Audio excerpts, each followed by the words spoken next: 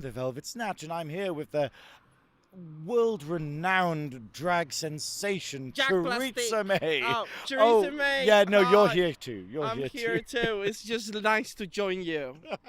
No, that's it. We couldn't get Jack, if we're Oh. perfectly honest. But so, how has it been judging this week of Drag Idol UK in Newcastle? Well, do you know what it is? I've been judging local performers forever, and it's just nice to Nice to get paid for it. Yeah. It's nice to get paid for it.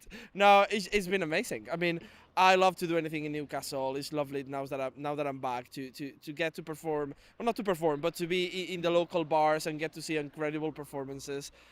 It's an honor for me, so I loved it. Yeah.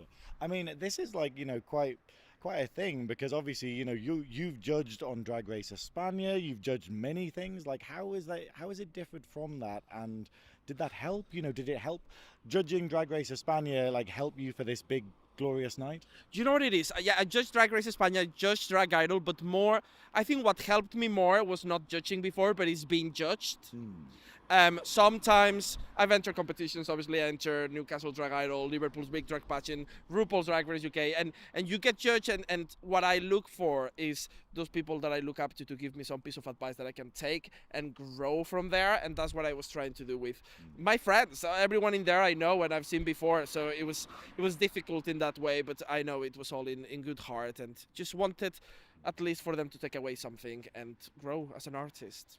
Well, that's what Sin. I just spoke to Sin, who sadly didn't get through, and they were saying, like, no, the advice they gave me, I liked them being that critical because I can do something with that. Yeah, absolutely. Well, at the end of the day, I always say competitions are the best way to grow in drag, because you are pushed to places you would never imagine of doing. It's very easy to stay safe, and in a competition you are trying to literally be the best of the night. So even if you didn't do as good as the others, I'm sure next time you get on a stage you're gonna apply everything that you learned tonight, and it's gonna be incredible for you. Yeah.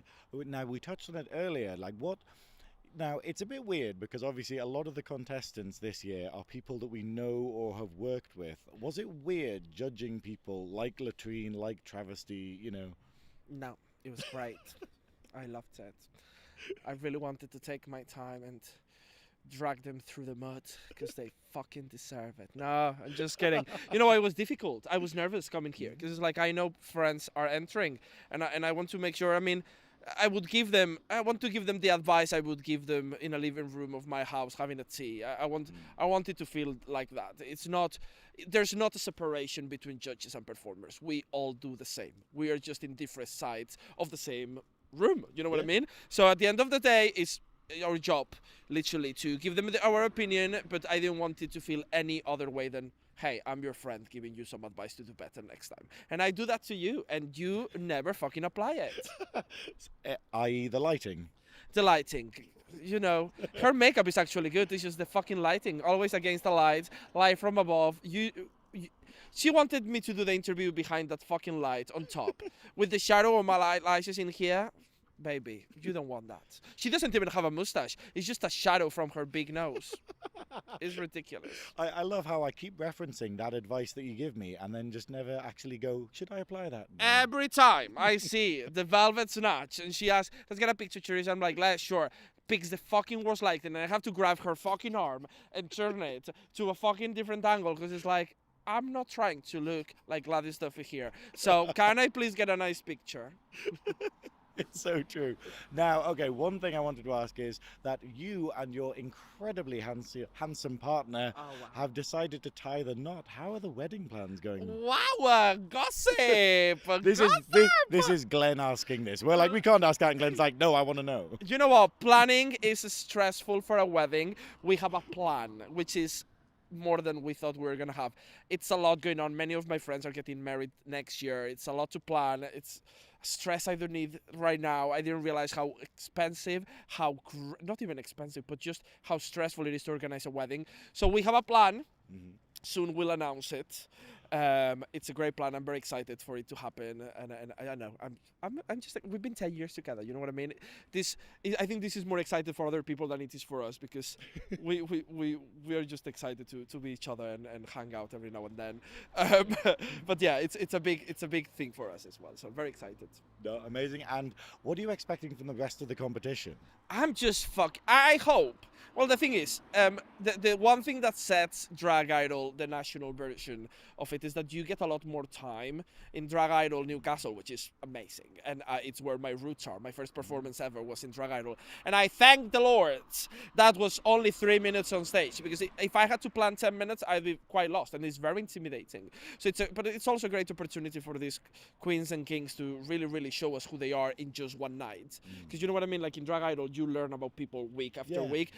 With this version, with this competition, you can fully get a full image of who is as a performer in week one. So I'm expecting a full-on show. I want it to feel like a one-woman show, and I want them to be leaving me wanting more. And that's what Latrine did tonight. I could have seen her on stage for an hour. You know what I mean? Well, that's it. We've both worked with Latrine before, and it's just that thing of they really fill a stage. They put the audience at ease, and like the other judges who might not have seen them before were just like, "Oh, this is great." Yeah.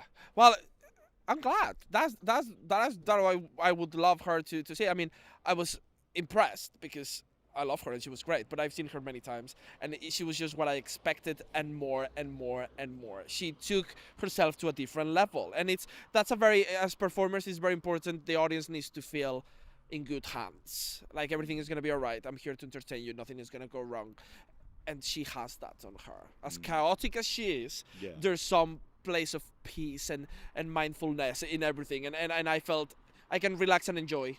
Yeah. No. Thank you so much for speaking to me, Choriza. I have one more question though. Has anyone found out that you're not actually Spanish yet? No, please keep a secret. Okay, I'm still living in Ashington. My roots are Ashington. Proud Ashington person. I am. I'm quite sad. Last time I saw you, you couldn't talk. Your voice is already grinding on my ear. Can we finish? Yep. Thank you very much, Choriza. Go get a proper job. So you should fucking interview with irrelevant people. Get out.